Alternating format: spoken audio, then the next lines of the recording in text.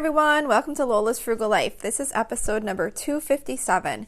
Today we're going to be talking about how decision fatigue can impact your finances. So please stick around for a few quick words from our sponsor and we'll get right into the show.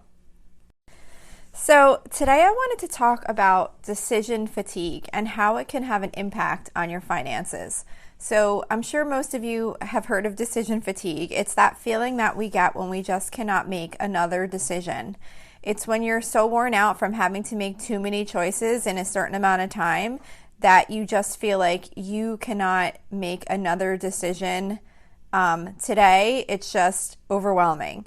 So decision fatigue can sometimes make you feel like you just are so tired, you don't want to have to think about anything at all.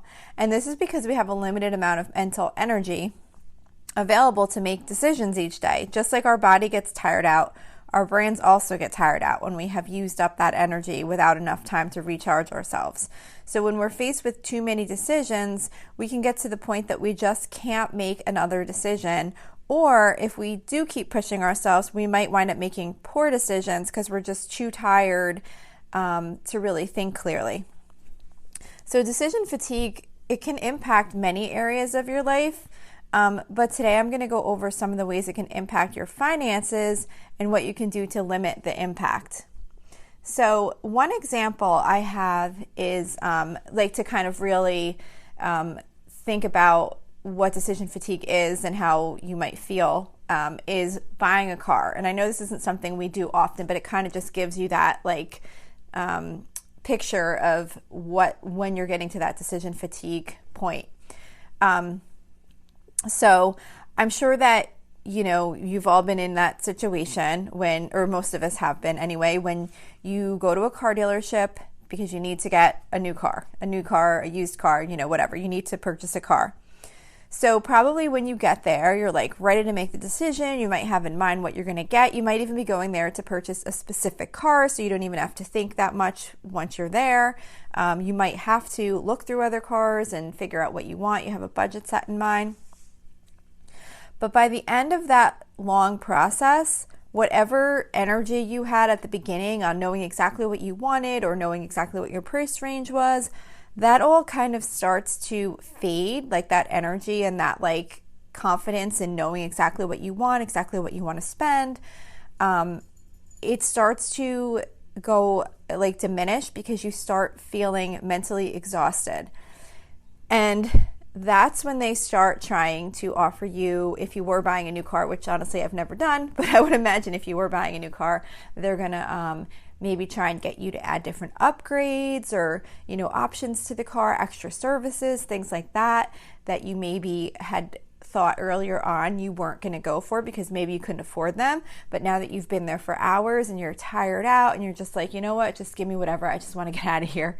And they do the same thing with the car warranties. They always do that, the very last thing after you're about to wrap up, they put you in that room with the guy that's got all the warranty information, extended warranties. And while that's a choice, everyone can decide if those are right for them. The point is that you're in that room after you've gone through this long decision-making process and you've been there for a while, you're tired out, and you might just kind of say, you know what, sure, I'll take it, just because of the fact that you're too tired to really think anymore. And you might not even fully grasp all of the options that they're offering you because you're just too tired to think. So it's decision fatigue is that situation where you've made so many decisions already through the day and you're just mentally exhausted and you just can't bear to make another one. So you either won't make a decision or you'll make the wrong decision. So another more everyday type example is ordering takeout or going to a restaurant when you didn't plan to. I'm sure most of us have been in that situation where we spent money on ordering takeout or going to a restaurant to eat just because you didn't have the mental energy to decide what to cook for dinner. Sometimes you have one of those days where you're just literally too busy and you just don't have the time to cook, but that's not what I'm talking about. I'm talking about a regular day where you have the time to cook, you have ingredients available, but you're just too drained to even think about what you might be able to cook with what you have on hand. So you just pull out a takeout menu and just tell everyone, get whatever they want. I don't care. I'm exhausted. And you might even end up ordering more expensive food than you even had to, just because you don't even want to have to think about like who might have a pizza special that night or who might have some other type of promotion. When you just kind of say, sure, whatever, get whatever you want. I don't care. We just need to get food. And it's just kind of that mindset of not even wanting to think about even the smallest thing. And while, this might not have much of an impact if it rarely happens, but it could definitely have an impact on your finances if it happens more frequently and if it's not in your budget or if you're trying to save that money to meet another goal. So some things you can try to do to limit decision fatigue in your life, like in your everyday life, is to really try to limit the decisions you have to make each day. So really try and think about what are the things you have to make decisions on a daily basis and see if there's any way to make those decisions easier for yourself.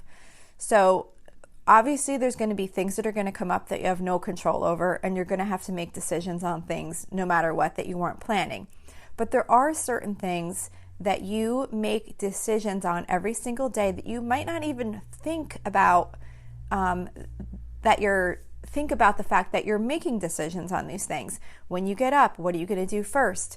Do you brush your teeth first? Do you get in the shower first? Like all of these little things are little decisions that what shoes are you going to wear? What socks are you going to wear? Like all of these things throughout the day are decisions. So if you can really think about what some of those decisions are that you make throughout the day, even though these are not financial decisions, they still use up mental energy, and that's what you need to conserve so that you're prepared for when you do need to make decisions that impact your finances. When you're mentally drained from all these other things in life, whether they're financial things or not, you can end up making poor financial decisions because you're just too tired out to really think or care anymore about what your choices are, and then you might regret that later. So one thing, which of course I talk about a lot, but one thing you can do to try and eliminate some decisions is meal planning. Maybe find a new meal planning method that makes it easier for you to meal plan more simply. Maybe you're overthinking it or you're not doing it at all. Even just putting together some type of meal plan to lessen that need to figure out in the morning if you need to defrost something for the evening. And if you don't do that when you come home, then trying to figure out, okay, I've got nothing out. What are we going to do for food tonight? Just having some type of meal plan in place can take that one little thing away. And that's often something that causes us a lot of time and energy because we need to eat every day no matter what. So having some type of simple meal plan together, or even if it's just a rough idea scattered throughout the week that you can just kind of pick and choose from a list of meals you might want to make that week, even if it's not specific to that day, having some structure in place will really make a difference on your day because you won't have to think about what you're going to eat each day when you get up, what you're going to have for dinner that night. Household chores and / cleaning schedules. Consider seeing if you can create a schedule, identifying which household chores will be done which day of the week, and maybe what time. This is one area that I've always struggled with over the years, and the methods that have helped me most are the ones that kind of tell me when and what to clean on a given day. I don't want to have to look at a list of tasks and think about, well, am I going to do the bathroom, or am I going to do the kitchen floor, or am I going to do the fridge? I just want to be okay, it's Wednesday, I'm doing the bathroom, and I go do it. I don't want to spend time thinking about which one of those tasks on this enormous list I'm going to work on that day. So that's something that's can be helpful because it has to get done. And even if you do have a cleaning person, unless you have a live-in maid, I think most of us have some cleaning that we have to do, or at least preparing for if we do have someone coming to help, you still have to prep for that person to come. We had a cleaning company that would come in every 2 weeks when our kids were younger, and I honestly almost felt it more stressful then because we would have to go crazy the day before making sure everything was put away and everything was like perfectly ready for them to come in and clean. So no matter what your situation is, you probably likely have some cleaning or maintenance tasks that you have to do, and those all take thought in figuring out when you're going to do them. So if you can get that more on a schedule, that can definitely help you with limiting those decisions. Thinking about having a more minimal wardrobe, and I don't mean like a true minimalist wardrobe where you just have like, a small handful of certain things and they all have to mix and match. I'm just talking about scaling back your wardrobe more so that you don't have those things anymore that you kind of think you would like to wear but you never actually do wear, and you just get down to the clothing items that you actually like to wear and are comfortable. So that when you go to pick your clothes in the morning to get dressed, you're not pushing all those things out of the way that you never wear to get to what you like or to try and figure out what you're going to wear. You want to try and get as close to the point where you can open up your drawer and pretty much whatever you see in there is something you like to wear. You could just grab it and put it on.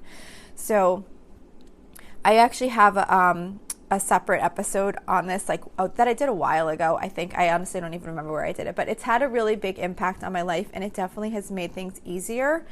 One, in obviously knowing what I want to wear each day, but two, also when I am out shopping, I no longer really have to search through a lot of different clothes and try to make a decision on what I should buy if I do need more, because I've kind of identified now very specific like things that I like to wear, how they feel, what the cut is.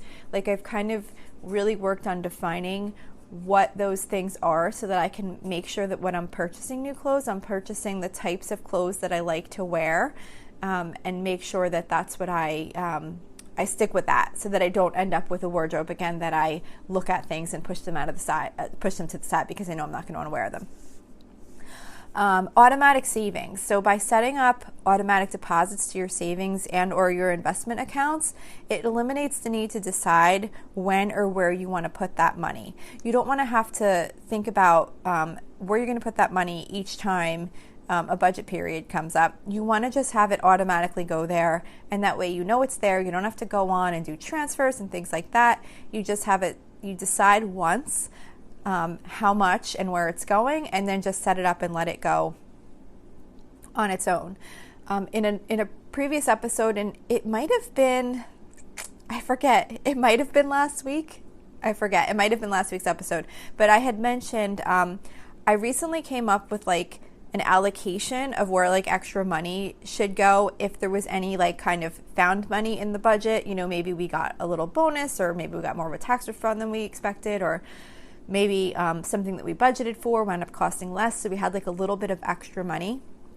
I wound up coming up with like an allocation of where that would go, because anytime we had a little bit of extra money, whether it was $10 or $100 or whatever it was, I would sit there and stress and think, what should I do with this money? Because I didn't want to just like let it get spent on whatever. I wanted to have a purpose for it.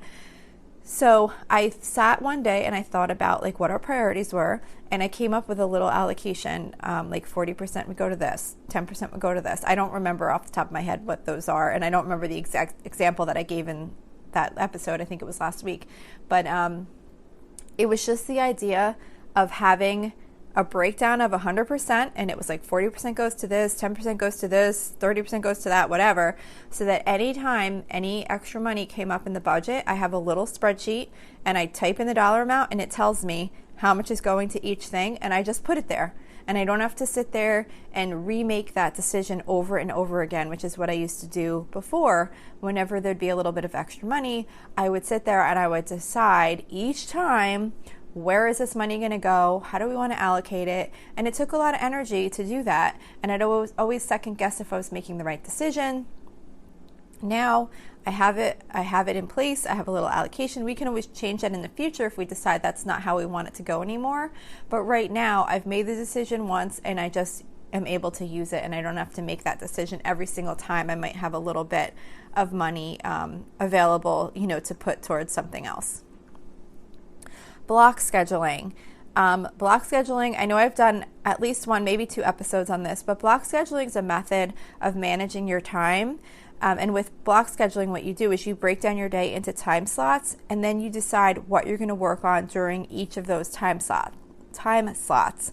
So it helps keep you focused on what's most important for the day, and it eliminates that need to constantly review your to-do list to decide what you're going to work on next. You create your block schedule for the day in advance when your mind is fresh, and you say, okay, I'm going to work on this during this time slot. I'm going to work on this at this time. I'm going to have a break at this time. We're going to cook at this time. And you kind of really lay out your day once, and then you just look at your schedule and say, okay, I finished this, or this time block is over. Now I'm going to go move on and work on this task. So it helps eliminate that need to constantly look at your to-do list every time you finish something and have to rethink through again, okay, what's most important to do next? You've already done that once, and then you're planned out for the whole day. And say your block schedule might have a time for reviewing your budget. That might get pushed aside otherwise if you didn't have your time planned out for the day. So it really helps you prioritize the things that you need to get done in any given day, and eliminates some of that decision fatigue in trying to keep rethinking all throughout the day what it is you need to work on or what you're going to do next. Another tip is to try to make important decisions earlier in the day. When you're planning out your day, try to keep the more mentally draining tasks earlier in the day when you've not yet had to make a lot of decisions, and then try and keep like the lighter tasks that don't require as much thought for later on in the day when you're going to likely be getting tired out. Because if you can kind of plan that out in advance, it'll just set you up for a better day to kind of be able to do that when you're, when your mind is fresh. So most importantly, just really kind of recognizing decision fatigue and how it can impact you. Try and recognize when you're getting to that point where you just feel like you can't make any more decisions. And rather than trying to keep pushing yourself, realize that you need a break and try and save any more big decisions that you're going to have for the next morning or after you're able to give yourself a decent rest period and get that energy back. Decision fatigue impacts your willpower, which can definitely have an impact on our finances. And by allowing us, when our willpower is impacted, it allows us to make poor choices that might go against what we really want.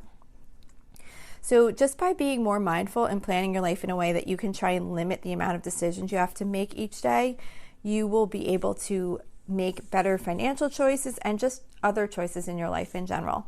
So that's all I have to say about this today. I hope this episode was helpful to you.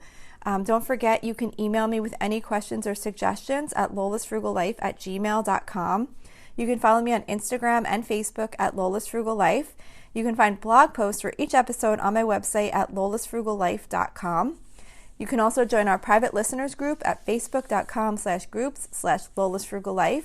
And if you enjoy the show, please make sure to subscribe on Apple Podcasts, YouTube, Spotify, or wherever you listen from. And I would love it if you would screenshot the show and tag me on Instagram so I can see you're listening. Also, if you can please take a couple of seconds to rate and review the podcast, that would be really helpful to me. Those ratings and reviews are what boost the search in the show in search results when people are looking for this type of podcast. So that would be really awesome if you could do that. So that's it for today. Thank you so much for listening, and I hope you have a really awesome day. Today's episode is brought to you by BetterHelp. If there is something interfering with your happiness or preventing you from achieving your goals, BetterHelp will assess your needs and match you with your own licensed professional therapist. You can start communicating in under 48 hours. It's not a crisis line, it's not self-help, it's professional counseling done securely online. There is a broad range of expertise available, which may not be available to you locally. The service is available for clients worldwide. You can log into your account anytime and send a message to your counselor. You'll get timely and thoughtful responses, plus you can schedule weekly video or phone sessions so you won't ever have to sit in an uncomfortable waiting room as with traditional therapy. BetterHelp is committed to facilitating great therapeutic matches, so they make it easy and free to change counselors if needed. It's more affordable than traditional offline counseling, and financial aid is available. BetterHelp wants you to start living a happier life today. Visit betterhelp.com/Lola, that's better HELP, and join the over 1 million people who have taken charge of their mental health with the help of an experienced professional. This podcast is sponsored by BetterHelp, and Lola's Frugal Life listeners get 10% off their first month at betterhelp.com/Lola.